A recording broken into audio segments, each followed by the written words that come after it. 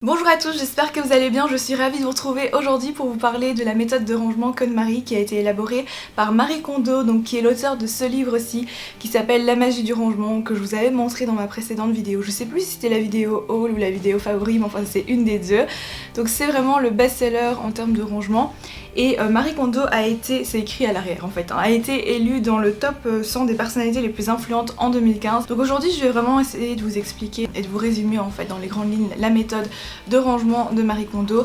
Évidemment je vais pas pouvoir faire tout un truc détaillé, le livre le fait déjà très bien. Et en même temps en fait je vais vraiment essayer de vous faire également une revue commentée. Il y a certaines choses que j'ai délibérément choisi de ne pas suivre dans sa méthode et je vais également vous expliquer pourquoi. La première chose c'est que ce livre-ci il est vraiment agréable à lire.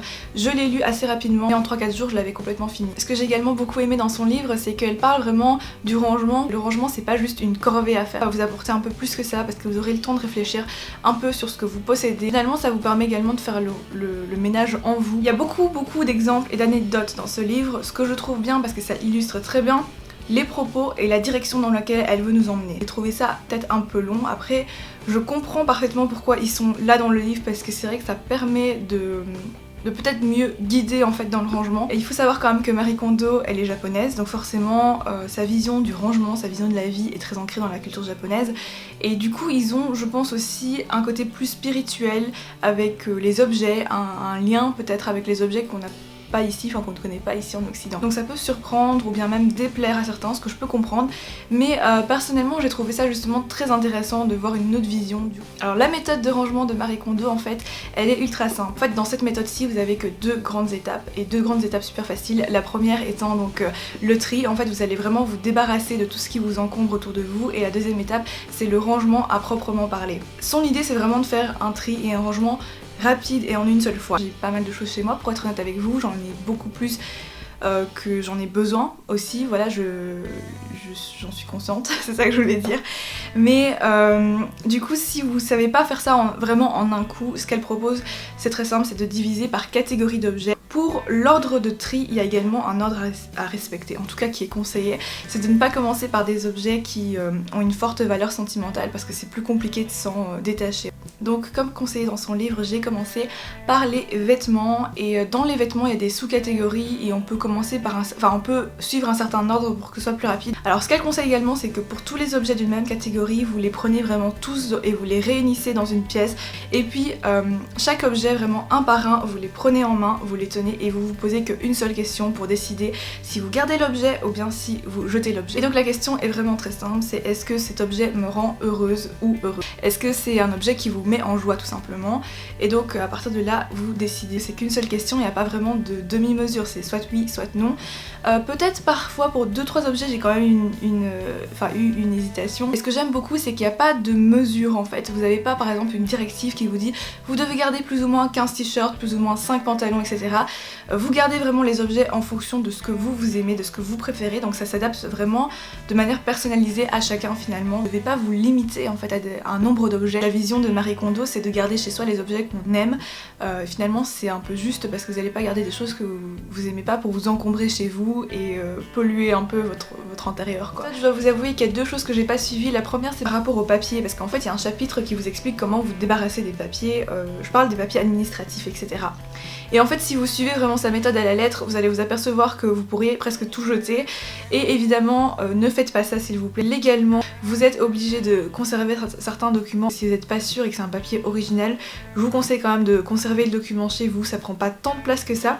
Si vraiment vous souhaitez vous débarrasser du papier pour faire de la place où vous en avez vraiment trop, je vous conseille alors de scanner le document. Ensuite la deuxième chose que j'ai délibérément choisi de ne pas suivre, c'est la partie qui concerne en fait les souvenirs du passé comme les photos, parce qu'elle dit qu'on pourrait garder par exemple que 5 photos par jour de vacances, c'est amplement suffisant puisqu'on a déjà vécu ces vacances. Mais personnellement déjà j'aime beaucoup les photos, si j'en prends autant c'est parce que parfois il y a des petits détails comme ça et quand je regarde les photos à nouveau ça me fait plaisir de m'en rappeler tout simplement. Par rapport aux objets du passé, je pars du principe que dans la vie c'est justement nos expériences passées qui font ce qu'on est aujourd'hui. Même si ce sont des moments qui étaient tristes, douloureux ou difficiles pour moi, c'est pas pour ça que j'ai envie de les jeter comme ça. C'est justement grâce à ça que je suis devenue beaucoup plus forte, que j'ai appris plein de choses, et donc moi je souhaite pas m'en débarrasser. Après c'est ma vision personnelle, peut-être que tout le monde sera pas d'accord avec moi. Aussi une chose que je voulais préciser, c'est que dans la méthode elle va dire beaucoup de fois en fait jeter dans un sac poubelle. Évidemment c'est pas vraiment jeter à la poubelle etc. Je pense que mettre dans des sacs poubelles c'est effectivement beaucoup plus facile et surtout vous n'avez pas la tentation d'aller encore les réouvrir et voir ce que vous avez jeté et tout, donc ça c'est important pour éviter cet effet de rebond. Vous pouvez tout simplement aller les donner à une association pour les personnes qui sont vraiment dans le besoin. Ce que j'ai fait également c'est que j'ai gardé certains objets que je pourrais revendre éventuellement dans un vide dressing. Dans la seconde partie, donc après le tri de vos affaires, vous avez évidemment le rangement à proprement parler. Donc le rangement finalement ça va être très simple si vous avez réussi à faire un bon tri, je vous assure que c'est beaucoup plus rapide finalement parce que vous aurez moins de choses tout simplement à ranger.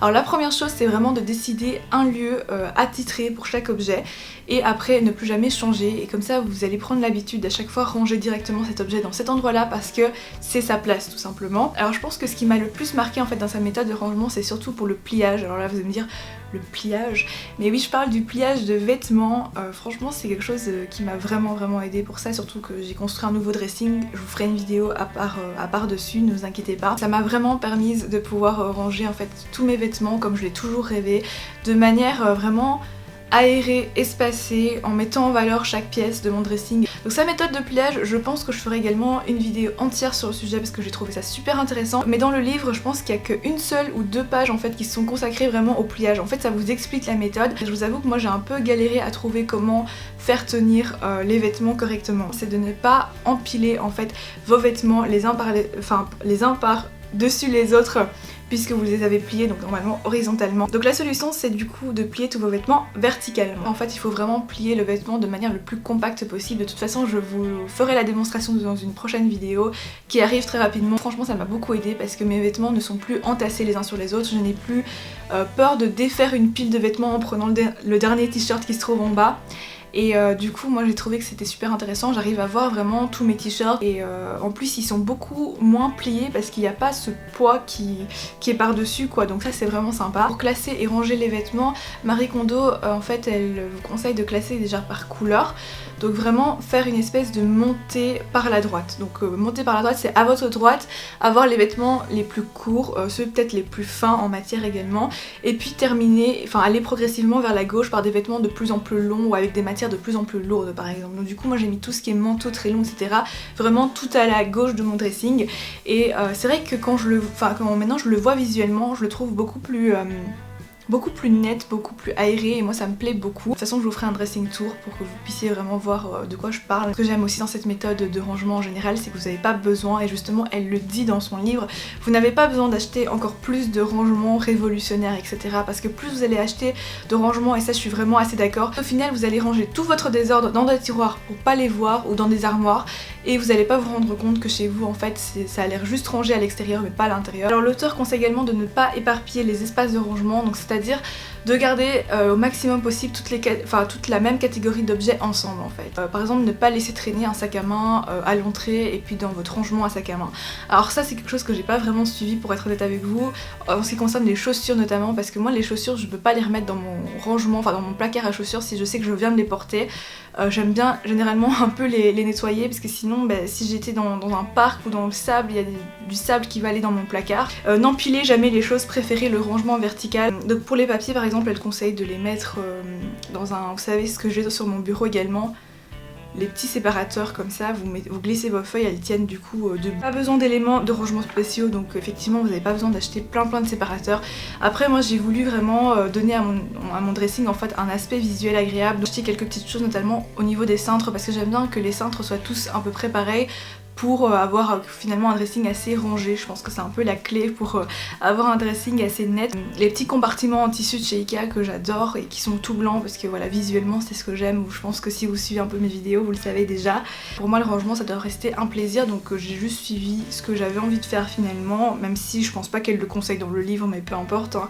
L'idée c'est pas de suivre forcément à la lettre sa méthode de rangement, c'est vraiment voilà de vous l'approprier pour vous. Je suis en train un peu de perdre ma voix j'ai l'impression mais c'est pas grave. Le meilleur moyen de ranger des sacs, c'est de les mettre dans un autre sac, donc de les empiler un peu comme des poupées russes. Il y a aussi tout un paragraphe ici qui dit les objets laissés à même le sol méritent d'aller dans le placard, et je vous avoue que ça c'était vraiment mon gros défaut avant. Comme généralement c'était dans des stacks, tous les jours je passais devant et je pouvais laisser ça pendant une semaine facilement en me disant ah bah c'est bon, ça va pas prendre la poussière, c'est dans un sac, donc je le ferai plus tard, et en fait c'est 7 jours après. Donc voilà, enfin je vais pas passer en revue tout le livre, mais j'espère quand même avoir su bien vous expliquer comment fonctionne cette méthode de rangement. En tout cas sachez qu'à la fin il y a tout un chapitre qui parle de comment le rangement arrive à vraiment transformer votre vie. Je pense que si vous êtes dans une période où vous avez besoin de vous détacher un peu de la vie, des choses, vraiment le rangement c'est le prétexte idéal pour un nouveau départ dans une vie, donc ça c'est plutôt pas mal si vous avez envie de vous lancer là-dedans. Donc voilà pour aujourd'hui, n'hésitez pas à me dire ce que vous pensez de cette méthode de rangement, si vous l'avez déjà essayé, si vous avez envie de l'essayer. Donc voilà, j'espère vraiment que cette vidéo vous aura plu. Si vous souhaitez m'encourager encore plus ou me suivre plus, n'hésitez pas à venir me rejoindre sur les réseaux sociaux où j'essaye de poster un maximum. Et on se retrouve très vite pour une prochaine vidéo. D'ici là, prenez soin de vous, je vous embrasse très fort et à très vite.